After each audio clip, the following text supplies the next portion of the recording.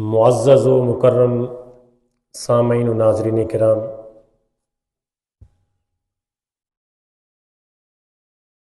آج کا خطبہ جمعہ ایک روحانی، فکری اور محبت کے پیغام سے ہے۔ قرآن و حدیث کی روشنی میں میں اپنے موضوع کو سمجھانے کی کوشش کروں گا۔ اللہ رب العزت مجھے حق بیان کرنے کی توفیق عطا فرمائے، مجھے اور سب سننے والوں کو سن سنا کے عمل کی توفیق عطا فرمائے۔ احباب گرامی قدر، سورہ نور کی آیت نمبر 63 میں نے اس کا ایک حصہ تلاوت کیا ہے، مکمل آیت نہیں، اس کا ایک حصہ۔ اللہ تعالیٰ اس کے ضمن میں مجھے گفتگو کرنے کا جو اللہ نے موقع عطا فرمایا، بارگاہ عزتی مجھے اس میں سرخرو فرمائے۔ عقیدے کے لحاظ سے ایک بات ہے جو میں نے شاید میرے خیال میں اس سٹیج پہ پہلی دفعہ اس کے بارے میں بیان کر رہا ہوں۔ لا تجعلوا دعاء الرسول بینکم کدعاء بعضکم بعضا۔ اللہ تبارک و تعالیٰ نے ارشاد فرمایا کہ تم رسول کے پکارنے کو اس طرح نہ پکارو جس طرح آپس میں ایک دوسرے کو پکارتے ہو۔ جب تم بارگاہ رسالت معاب میں بات کرو، جب آپ کے دربار گوہربار میں آپ کی حاضری ہو یا آپ بات کرنا چاہیں، پکارنا چاہیں، تو پھر اس طرح نہ پکاریں جس طرح آپس میں ایک دوسرے کو پکارتے ہیں۔ ظاہر ہے ہر کسی کے ساتھ گفتگو کا انداز ایک جیسا نہیں ہوتا۔ معاشرتی مسائل میں دو ہم عمر بندوں کی گفتگو کا ایک سٹائل الگ ہوتا ہے، چھوٹے بڑے کی گفتگو کا سلیقہ، تہذیب، طریقہ ایک الگ ہوتا ہے، استاد شاگرد کی گفتگو کا طریقہ سلیقہ ایک الگ ہوتا ہے، والد اور اولاد کے درمیان، والدین اولاد کے درمیان جو گفتگو کا طریقہ ہے وہ الگ ہوتا ہے۔ ان تمام طریقوں میں جو آپ سمجھتے ہیں انسانی تقاضوں کے مطابق کہ ہمیں اس ماحول میں، اس مجلس میں، اس مقام میں اس طرح گفتگو کرنی چاہیے، ان تمام ہستیوں سے بڑھ کر سب سے بڑی بارگاہ مخلوقات میں جناب رسول اللہ صلی اللہ علیہ وسلم کا دربار ہے۔ تو آپ کے دربار میں، آپ کے ہاں گفتگو کرنے کا، بات کرنے کا سلیقہ، طریقہ، ادب، تعظیم، تکریم، یہ اللہ رب العزت خود سکھا رہا ہے، بلا تمہید و بلا مثال۔ کچھ کافر جو تھے، منافق جو تھے، وہ موقع پاتے ہی رسول اللہ صلی اللہ علیہ وسلم کی بارگاہ میں اہانت، گستاخی، بے ادبی کرنے کا کوئی موقع ہاتھ سے نہیں جانے دیتے تھے۔ یہ ان کا طریقہ تھا۔ سامنے آتے تو کہتے ہیں ہم تو ایمان والے ہیں، ہم تو مسلمان ہیں، اور جب سامنے نہیں ہوتے تھے تو پیغمبر اسلام کے بارے میں وہ گفتگو کرنے سے بھی اعتراض نہیں کرتے تھے۔ یہ جس کا کھائیے اسی کا گائیے، یہ مسلمانوں کا طریقہ ہے، اور جس کا کھائیے اس کی عیب تلاش کریے، یہ منافقوں کا طریقہ ہوتا ہے۔ اور یہ منافقین قرآن نے بیان کیے، اگر نہ ہوتے تو ہم کیسے بیان کرتے، یا ہم کیوں کہتے لوگوں کو؟ ہم لوگوں کو تب بیان کرتے ہیں جب قرآن نے ہمیں اس کے بارے میں بتایا ہے۔ تو اس ضمن میں میرے پاس تقریباً کوئی 22 تفسیر ہیں، عربی کی بھی اردو کی بھی، کہ جن کے حوالہ جات موجود ہیں کہ اس آیت کے ضمن میں جو انہوں نے بحث کی ہے وہ یہ ہے کہ وہ طریقہ جو منافق کرتے تھے یا بعض اوقات کافر کہتے تھے، اے ابن عبداللہ یعنی عبداللہ کے بیٹے، یا کہتے تھے اے محمد، یا کہتے تھے اے ابو القاسم، اس طرح کے الفاظ۔ ظاہر ابو القاسم حضور کی کنیت تھی، پکارنے میں کوئی حرج نہیں، محمد صلی اللہ علیہ وسلم آپ کا نام نامی ہے، اس میں پکارنے میں کوئی حرج نہیں ہے۔ ابن عبداللہ بھی حضور کو اپنے والد کی طرف نسبت کر کے پکارا جا رہا ہے کنیت کے ساتھ، تب بھی کوئی حرج نہیں ہے۔ لیکن بات یہ ہے کہ یہ بارگاہ اتنی بڑی تھی کہ حضور نے فرمایا تم نام لے کے نہ پکارو، کیونکہ میں خدا ہو کے بھی اپنے محبوب کو قرآن میں نام لے کے نہیں پکارتا ہوں۔ میں کہیں پہ کہتا ہوں یا ایھا الرسول، کہیں پہ فرماتا ہوں یا ایھا النبی، کہیں پہ فرماتا ہوں یا ایھا المدثر، کہیں پہ فرماتا ہوں یا ایھا المزمل۔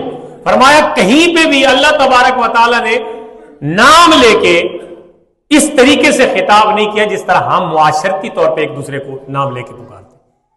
وہ تو اس میں کوئی بے ادبی نہیں ہے، لیکن پھر بھی اللہ تعالیٰ کی غیرت نے یہ گوارا نہیں فرمایا کہ میرا محبوب ہو تو اس کے شانے میں نے اتنی بنا دی ہے، اس کا مقام اتنا بنا دیا ہے کہ اس کو القابات کے ساتھ یاد فرمایا جائے۔ اور تفسیر بیضاوی والے کہتے ہیں کہ اچھا اگر رسول کو پکارنا ہو تو پھر کیسے پکارے؟ چلو آپ بتا دیں کہ کیسے پکارے۔ تو وہ کہتے ہیں بِأَن تَقُولُوا یا رسول اللہ، اگر حضور کو پکارنا ہو تو اس طرح پکارو یا رسول اللہ، پکارے نا آپ بھی یا رسول اللہ۔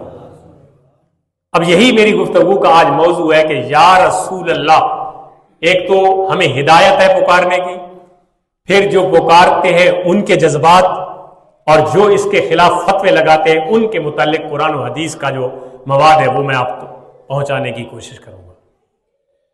رسول اللہ صلی اللہ علیہ وسلم کی بارگاہ ظاہر ہے اتنی بڑی بارگاہ ہے جس میں ذرہ سی بھی گستاخی اور بے ادبی تمام اعمال کے غارت ہونے اور ختم ہو جانے کا سبب بن سکتی ہے۔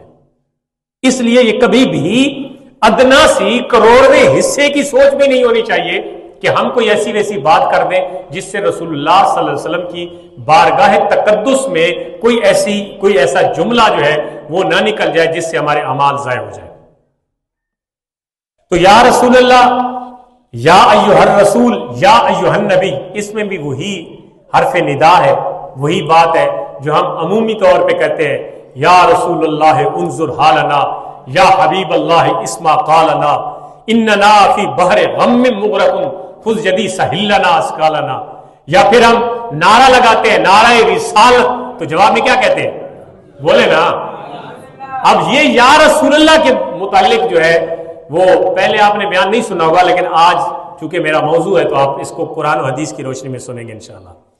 تو حضرت ابن عباس جو سب سے پہلے مفسر قرآن ہے، سب سے پہلے مفسر قرآن حضرت عبداللہ بن عباس، جن کو ابن عباس کہتے ہیں، حضور کے رشتہ دار ہیں، چچا کے بیٹے، اور جن کو مفسر قرآن ہونے کی جو دعا دی وہ خود رسول کریم صلی اللہ علیہ وسلم نے دی ہے۔ یعنی حضرت عبداللہ جو عباس کے بیٹے ہیں، ان کو جو دعائے تفسیر قرآن یا مفسر قرآن ہونے کی جو دعا دی ہے وہ خود اللہ تعالی کے پاک محبوب نے دی ہے۔ انہی نے جو تفسیر بیان کی ہے اس سے سن لیتے ہیں کہ وہ کیا فرماتے ہیں۔ اب سب سے بہتر سمجھ، سب سے بہتر فقہ، سب سے بہتر تفسیر وہی ہے جو اللہ نے اپنے رسول کو بتائی ہے، اور رسول اللہ صلی اللہ علیہ وسلم نے صحابہ کو بتائی ہے، اور صحابہ نے پھر دوسری بتائی ہے، تو سب سے بہتر تفسیر تو وہی ہو سکتی۔ آج کل تو لوگ آگے پیچھے کر لیتے ہیں باتوں کو، گڑبڑ کر لیتے ہیں، پرنٹنگ مس پرنٹنگ کر لیتے ہیں، یا ویسے تعریف معنوی کر لیتے ہیں۔ تعریف لفظی تو ہو نہیں سکتی قرآن میں، قرآن کا لفظ کوئی غبن نہیں کر سکتا.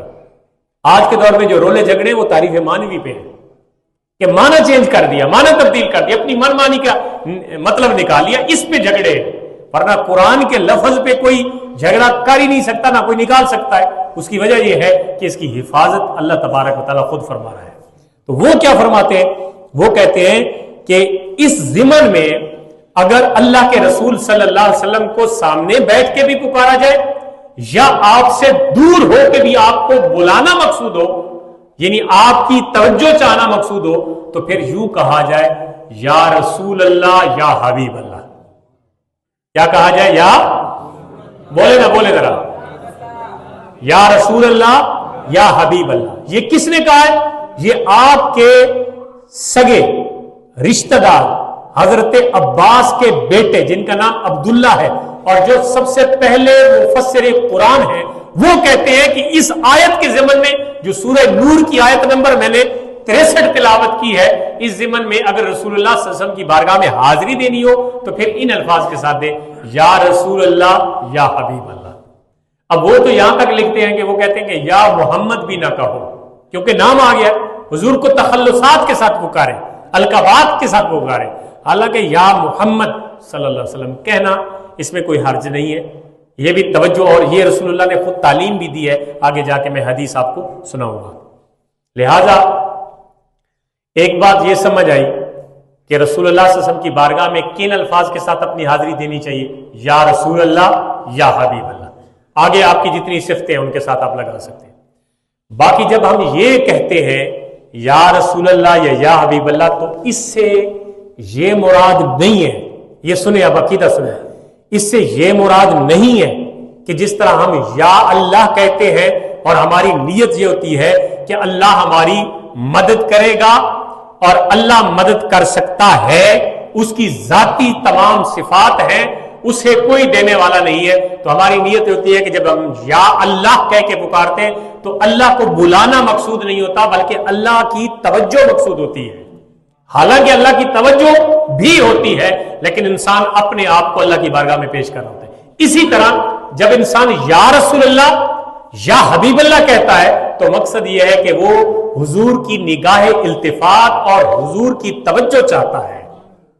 باقی اگر آپ کہیں گے جی یا رسول اللہ یا حبیب اللہ سے یہ مراد ہے کہ آپ بلا رہے ہیں اور بلانا اللہ کے علاوہ یا کے لفظ کے ساتھ اپنا شرک ہے, تو پھر یا اللہ جب کہہ رہے ہیں تو یا اللہ میں بھی آپ اللہ کو بلا رہے ہیں؟ نہیں, بلکہ اللہ کی رحمت کی توجہ چاہ رہے ہیں. اور اسی طرح جب رسول اللہ کے متعلق ہم یہ بات کرتے ہیں کہ یا رسول اللہ انظر حالنا, یا اے اللہ کے رسول ہمارا حال دیکھیے, تو اس کا مطلب یہ ہے کہ اللہ تبارک و تعالیٰ نے اپنے محبوب کو جو شان عطا فرمائی ہے ان شانوں میں اللہ نے یہ شان بھی دی ہے کہ آپ کسی امتی کی مدد فرمانا چاہیں تو فرما سکتے ہیں. یہ ہمارا عقیدہ ہے. از خود ذاتی طور پہ اللہ کے علاوہ کوئی بھی کوئی کام نہیں کر سکتا اللہ کی مدد کے علاوہ. ہم کہیں جی اللہ بھی یہ کر سکتا ہے, بندہ بھی یہ کر سکتا ہے, تو بندہ کب کرے گا؟ جب اللہ طاقت دے گا, تو دینے والا پھر بھی اللہ ہے. تو اس میں شرک کی کوئی گنجائش نہیں ہے. ایک بات یہ سنیں. دوسری, یا رسول اللہ مسلمانوں کا طریقہ ہے اور حضور سے محبت کرنے والوں کا یہ نشان ہے. سنیے, آپ کہیں گے جی کیسے؟ جنگ یمامہ ہوئی حضرت ابو بکر صدیق رضی اللہ تعالیٰ عنہ کے دور میں. جنگ یمامہ کن کے درمیان ہوئی؟ مسیلمہ کذاب جس نے کہا تھا کہ جی حضور کی وفات وصال کے بعد کہا کہ میں جی نبی ہوں, جھوٹی نبوت کا دعویٰ کر دیا. تو اس وقت حضرت ابو بکر صدیق رضی اللہ تعالیٰ عنہ خلیفہ تھے, آپ مقابلے میں آئے, لشکر آ گیا جی. اب ادھر سے بھی نعرہ تکبیر لگتا تھا, وہ بھی خدا کو تو ماننے والے تھے, وحدہ لا شریک مانتے تھے, یہ نہیں ہے کہ اللہ کے وہ انکاری ہو گئے. انہوں نے تو دعوی نبوت کر دیا, کہتے ہم بھی نبی ہیں, اللہ کو تو وہ بھی ایک. اچھا, ادھر سے بھی نعرہ تکبیر, ادھر سے بھی نعرہ تکبیر. فرق کیا ہوئی ہے؟ مسلمان کون ہے, مطلب مرتد کون ہے, مرزائی کے جو پہلے مسلمہ کذاب کے جھوٹے لوگ کون ہیں, سچے کون؟ نعرہ تکبیر ادھر سے بھی, نعرہ تکبیر ادھر سے بھی. اب فرق مسلمانوں اور ان کے درمیان کیسا ہوا؟ تو حدیث سنیے, یہ تاریخ طبری میں اس کو روایت کیا گیا, اور اس کے علاوہ جو ہے البدایہ و نہایہ میں علامہ عماد الدین ابن کثیر جو کہ علماء دیوبند میں بڑے چوٹی کے عالم ہیں، انہوں نے ایک کتاب لکھی سیرت کے موضوع پر البدایہ و نہایہ، اس میں یہ انہوں نے نقل کیا اس بات کو کیا کہ جو پھر جب مسلمانوں نے دیکھا نا جو لشکری تھے کن کے، حضرت ابوبکر صدیق کی فوج تھی، ادھر سے مسلمہ کذاب جھوٹے نبی کی فوج تھی، اب ادھر سے بھی نعرہ تکبیر ادھر سے بھی نعرہ تکبیر، تو کیا کرے، ادھر سے لوگوں نے نشانی بنائی اپنی، کیا کہ پتہ لگے فوجیوں کو کہ کون نبی والے ہیں اور کون نبی کے خلاف ہیں، تو اس فوج میں جو نعرہ لگا وہ نعرہ لگا تھا یا محمد یا رسول اللہ، یا محمد۔ اچھا اس میں دو باتیں، مطلب ایک یا محمد اور ایک یا محمد یعنی آخر میں ہا ہے، تو اس میں دو باتیں ہمیں سمجھ آئیں۔ ایک بات تو یہ ہے کہ جو آج یہ بڑے بڑے فتوے لگ جاتے ہیں کہ یا رسول اللہ کہنا جائز نہیں ہے، تو اس دور میں حضور کا تو وصال ہو گیا تھا، حضرت ابوبکر صدیق تھے، تو حضرت ابوبکر صدیق کی فوج میں اکثر صحابہ تھے، تھوڑے تابعی تھے، تو وہ صحابہ یہ نعرہ حضور کے وصال کے بعد لگا رہے تھے یا محمد۔ اس کا مطلب یہ ہے کہ انہیں پتہ تھا کہ یا محمد یا رسول اللہ کہنا شرک، بولے نا ذرا اپنے عقیدے کے متعلق بولا کرو یار، یا محمد یا رسول اللہ کہنا، کیونکہ وہاں پہ صحابہ کی جماعت تھی اور صحابہ حضرت ابوبکر صدیق کے فوجی تھے جو یہ نعرہ لگا رہے تھے۔ تو آج ایسے ایسے ذہن آ گئے، ایسی ایسی عجیب عجیب مطلب اختراعیں آ گئی کہ ہر بات پہ شرک کی مشین تیار ہے، ہلا نہیں تے ڈلا نہیں، گل کیتی نہیں تے شرک دا فتویٰ لگ گیا نہیں۔ اس لیے ایک دلیل تو آپ کو یہ معلوم ہو گئی کہ مسلمانوں کا طریقہ جو تھا وہ یہ تھا کہ وہ یا رسول اللہ یا محمد یا رسول اللہ کے نعرے لگاتے تھے۔ دوسری، جب رسول اللہ صلی اللہ علیہ وسلم کے دور میں بھی، آپ کے دور میں بھی اکثر آپ کے سامنے بھی یا رسول اللہ کا نعرہ لگا۔ یہ یا رسول اللہ کے نعرے کے متعلق آپ کو دو چار چیزیں سمجھا رہا ہوں کیسے لگا۔ جب حضور ہجرت فرما کے آئے مدینہ طیبہ میں تو کیا ہوا، سنی عربی عبارت، یہ مسلم شریف میں ہے، سیاستہ کی کتاب مسلم شریف، صعد الرجال والنساء فوق البیوت وتفرق الغلمان والخدم فی الطرق ینادون یا محمد یا رسول اللہ۔ حضور آئے مدینہ میں، آگے استقبال تھا اور کیا تھا، صعد الرجال والنساء، عورت بھی مرد بھی، ایک نہیں عورتیں بھی مرد بھی چھتوں پہ چڑھ گئے، فوق البیوت گھروں کی چھتوں کے اوپر چڑھ گئے، اور وہاں پہ اور گلیوں میں کیا، بچے اور خادم جو نوکر تھے وہ گلیوں میں کھڑے ہو گئے، کچھ چھتوں پہ کچھ گلیوں میں کھڑے ہو کے انہوں نے نعرے کیا لگائے، یا محمد یا رسول اللہ، یا محمد یا۔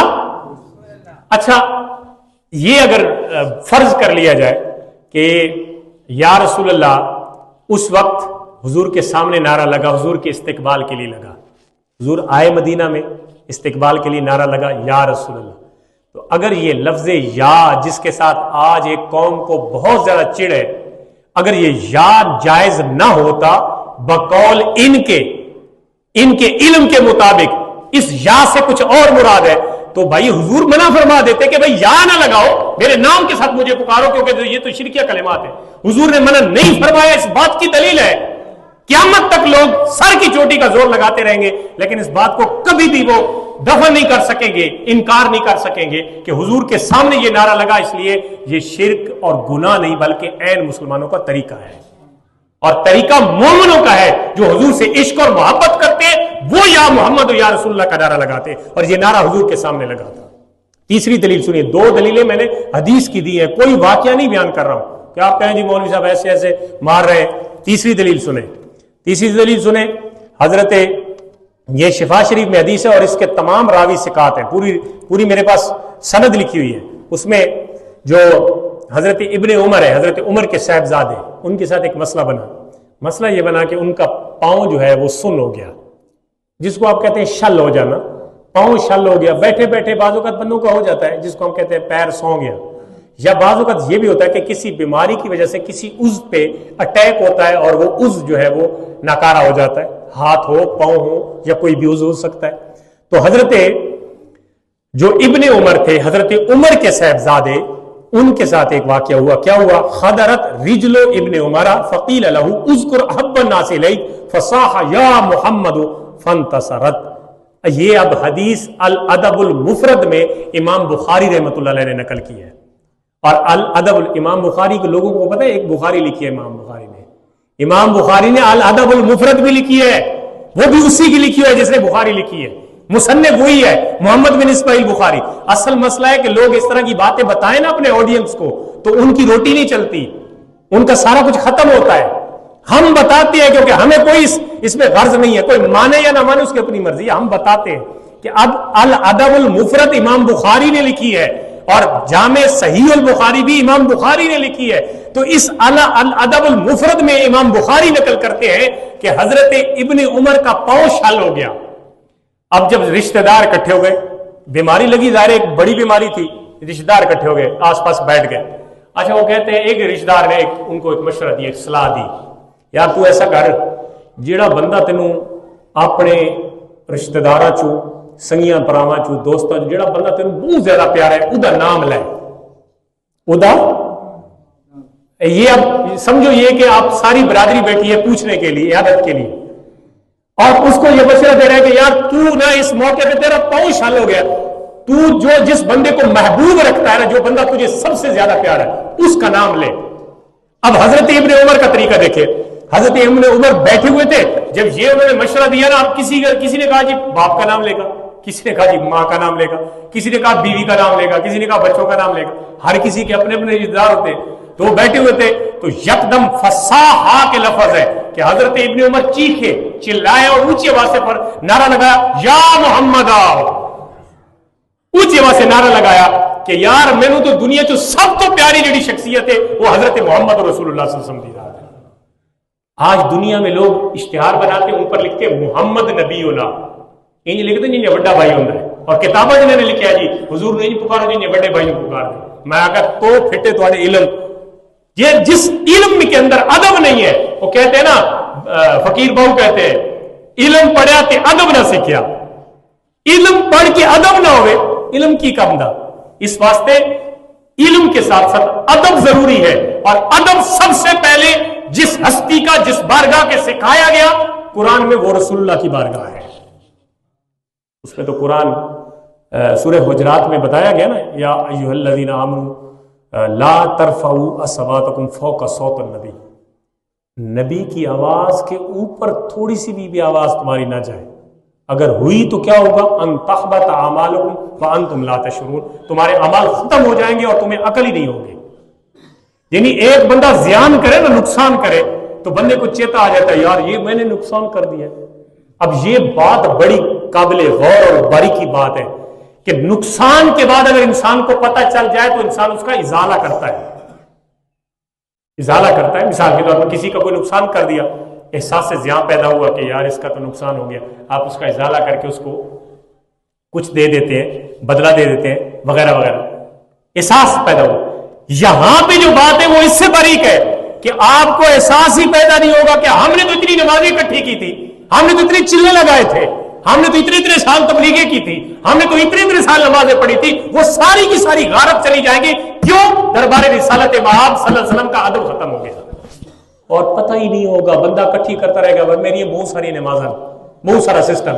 لیکن قرآن فرماتے ہیں انتم لا تشعرون, تمہیں پتہ ہی نہیں چلے گا کیونکہ تم رسول اللہ کی بارگاہ کا ادب نہیں سیکھے, اور اس بارگاہ کا ادب ضروری ہے. 3 دلیلیں میں نے دے دی ہیں, یا محمد یا رسول اللہ, وہ بھی احادیث سے.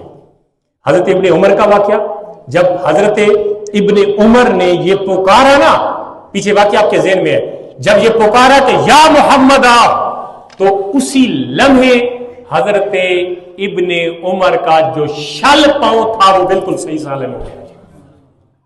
اس کا مطلب یہ ہوا شفا کون دیتا ہے؟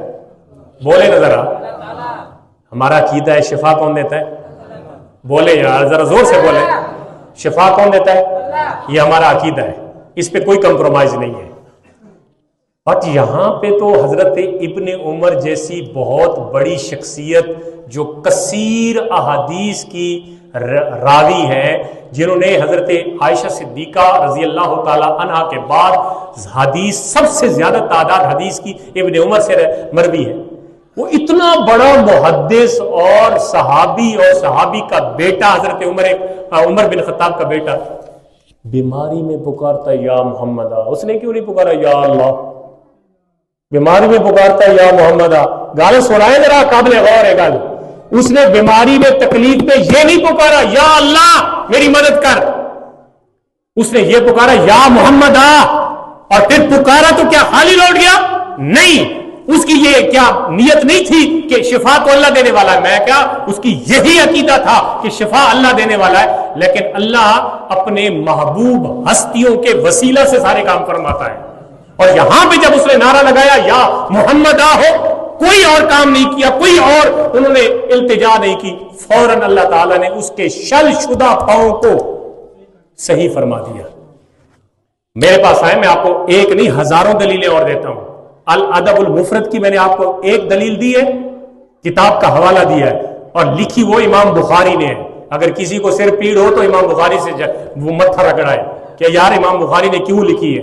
وہ بندوں کو ہوتی ہے پیٹ میں بعض اوقات مروڑ اٹھتے ہیں کہ یہ بات کیوں کر دی ہے، تو یہ اس لیے میں نے کی ہے کہ امام بخاری نے بخاری شریف لکھی ہے تو یہ ادب المفرد بھی لکھی ہے۔ آگے چلیے، حضور نبی کریم صلی اللہ علیہ وآلہ وسلم کی بارگاہ میں ایک صحابی آیا، اور یہ اب حدیث امام حاکم نے اپنی مستدرک میں نکالی ہے، اور امام حاکم نے ایک کتاب لکھی جس کا نام مستدرک علی الصحیح ہے۔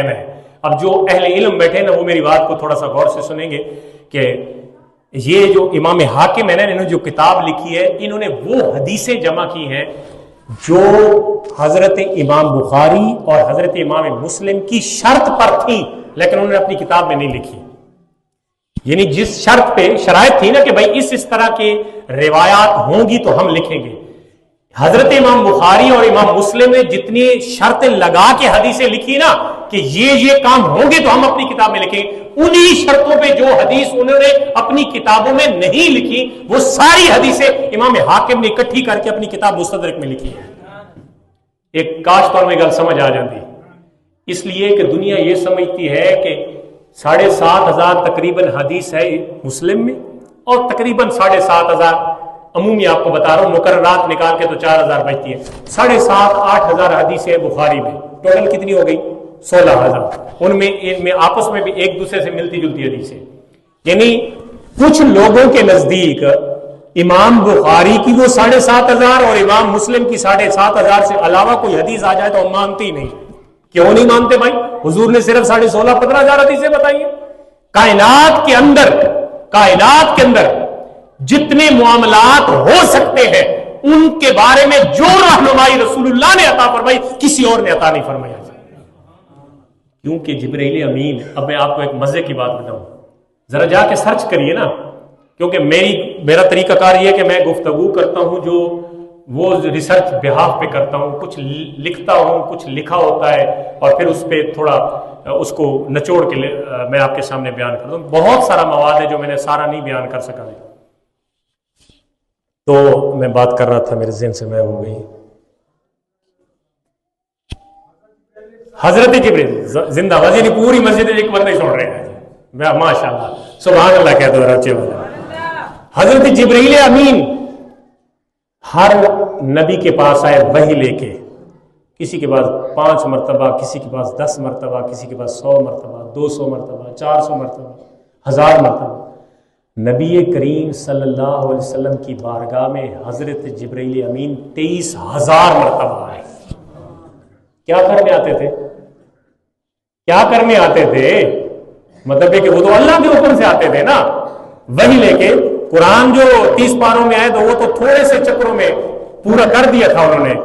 کوئی 23,000 مرتبہ جو آئے تھے وہ ساری ہر دفعہ قرآن نہیں لے کے آئے تھے، ہر دفعہ قرآن نہیں لے کے آئے تھے، بلکہ کچھ ایسی وحی خفی تھی جو قرآن کا حصہ نہیں بنی بلکہ حدیث کا حصہ بنی، اور وہ بھی مفہوم اللہ تعالیٰ کی طرف سے آیا تھا، اور جبریل امین حضور کی بارگاہ میں حاضر رہتے تھے۔ ایک تو شارحین نے اس کی شرح یہ کی کہ جبریل دا دل ہی نہیں سی لگتا حضور تو بغیر، اس وقت میں بار بار حضور کی زندگی تشریف لے، دل ہی نہیں سی لگتا، انہوں نے چس ہی نہیں سی آتی، جیڑا لمحہ حضور دی بارگاہ آ جاتا سر انہوں نے چس آ جاتی سی، اس وقت بار بار حضور دے کول آئے۔ اگر یہ بات سمجھے تو یہ عشق کی بات ہے، لیکن یہ بات حقیقی ہے کہ جبریل جب بھی آتے ہیں اللہ کے، اس کا مطلب ہے کہ اللہ کے حکم سے حضور کی بارگاہ میں اتنے 23,000 مرتبہ آئے، تو پھر یہ صرف 12,000 14,000 حدیثوں کے لیے آئے تھے؟ اس کے علاوہ بھی کچھ سوچنا چاہیے۔ اچھا، میں جو بات کرنے لگا ہوں کہ یہ حضرت امام حاکم نے مستدرک میں نکالی ہے، سنن کبریٰ میں امام نسائی نے نکالی ہے، امام احمد بن حنبل نے مسند اپنی مسند میں نکالی ہے، یعنی یہ حدیثیں اس میں روایت کی ہے۔ حدیث سنیے، ٹائم ختم ہو گیا، حدیث سن لیں جلدی جلدی۔ ایک صحابی آیا، اس کی نظر نہیں تھی، نابینا تھا۔ ویسے نابینا ہونے کا بھی اپنا فائدہ ہے، صبح میں نے درس میں بخاری شریف کے درس میں آپ کو بتایا کہ اگر نابینا بندہ ہو اور دنیا میں، جو میرے چینل پہ بھی ہے آپ سن لیا کریں کبھی کبھی، وہ نابینا بندہ ہو اور دنیا میں اللہ کا شکر ادا کر کے زندگی گزار دے تو قیامت والے دن اتھینٹک وہ جنتی ہے۔ حدیث پاک ہے بخاری کی، صبح ہم درس پہ پڑھتے ہیں بخاری، اس میں یہ بندہ آیا، یہ نبینا تھا، اس نے حضور کی بارگاہ میں عرض کیا رسول اللہ دعا کی مجھے آنکھیں مل جائیں۔ ہر کسی کی اپنی طلب ہوتی ہے، مجھے آنکھیں چاہیے، مجھے آنکھیں مل جائیں۔ حضور نے فرمایا ایسا کر یار، صبر کر لے، صبر کا اجر جنت ہے، صبر کر لے۔ اس نے کہا یا رسول اللہ صبر نہیں ہوتا، اس لیے تو آیا ہوں، مجھے آنکھیں چاہیے۔ آپ نے فرمایا اچھا چل تجھے طریقہ بتاتا ہوں، ایسا کر 2 رکعت نفل پڑھ، 2 رکعت نفل کس کی بارگاہ میں پڑھے جاتے ہیں؟ اللہ کی بارگاہ۔ 2 نفل پڑھو اور اس کے بعد یہ دعا مانگ۔ اب دعا سنیے، حضور تعلیم دے رہے ہیں، جو بارگاہ میں آیا اس کو تعلیم دی۔ اللہم انی اسألک واتوجہ الیک بنبیک محمد نبی رحمت۔ اے اللہ میں تیری بارگاہ میں سوال کرتا ہوں اور متوجہ ہوتا ہوں تیرے نبی رحمت والے نبی محمد کی نسبت سے۔ سنیے، دوبارہ سنیے، ترجمہ سن لیے تاکہ آپ کو عربی کہ اے اللہ میں تیری بارگاہ میں سوال کرتا ہوں اور متوجہ ہوتا ہوں تیرے رحمت والے نبی کی نسبت سے۔ اب آگے سنیے، صرف یہاں پر بات نہیں ہوئی، حضور نے فرمایا اب اللہ کی بارگاہ میں تو نے ایک دعا یہ مانگی، اب اس دعا کا دوسرا حصہ فرمایا یا محمد انی اتوجہ لک الی ربی فی حاجتی ھذہ لتقضی لی اللہم شفع فی۔ دعا کر، پہلی دعا تو کی تھی نا اللہ کو کہ یا اللہ نبی کا واسطہ دیتا ہوں، متوجہ ہو۔ دوسری دعا یا محمد، جن کو یا سے چڑھا ہے یار وہی غور سے سنیں، یا محمد، یہ حضور خود بتا رہے کہ ایسے پڑھ، اے محمد صلی اللہ علیہ وسلم انی اتوجہ لک الی ربی، میں تیری توجہ لے کے اللہ کی بارگاہ میں جا رہا ہوں، میں تیری توجہ لے کے اللہ کی بارگاہ میں جا رہا ہوں۔ کیوں جا رہا ہوں؟ میری یہ حاجت ہے، یعنی مجھے آنکھیں چاہیے، میں آنکھیں لینے کے لیے اے نبی تیری توجہ، تیری جو حاضری اللہ کی بارگاہ میں، وہ اللہ کی بارگاہ میں پیش کر رہا ہوں۔ اللہ اس اپنے پیارے نبی کی شفاعت میرے حق میں قبول فرما۔ اس نے یہ عمل کیا، اللہ تعالیٰ نے اسے آنکھیں عطا فرما دی۔ اور گل کر، کوئی منکر بن گیا وسیلے دا، کسی نے کہا وسیلہ ہے ہی کوئی نہیں، تو جس کا وسیلہ دینا اس نے خود مطلب اپنے صحابی کو تعلیم دی کہ اللہ کی بارگاہ میں میرا وسیلہ پیش کر، میرا وسیلہ پیش کرے گا صدق کے دل سے، پھر ہو ہی نہیں سکتا کہ تیری دعا رد ہو، اللہ تیری دعا قبول کرے گا۔ اور دوسرا، ان کو جن کو درد ہے یا محمد اور یا رسول اللہ سے، وہ بھی سن لے کہ یہ اللہ تبارک و تعالیٰ کے معبود خود نے تعلیم دی ہے کہ یا رسول اللہ کہنے میں کوئی شرک اور گناہ اور بدعت نہیں ہے، آپ نہ کہیں تو یہ آپ کی اپنی مرضی ہے، لیکن رسول اللہ کی دین میں، رسول اللہ کی شریعت میں اس طرح کا کوئی مسئلہ نہیں ہے کہ یا رسول اللہ کہنے سے بندہ گناہگار، بدعتی اور مشرک ہو جاتا ہے، بلکہ یہ تو عین صحابہ کرام علیہم الرضوان کا طریقہ ہے۔ اللہ تعالی ہمیں عمل کی توفیق عطا فرمائے۔ وما علیہ الا البلاغ المبین۔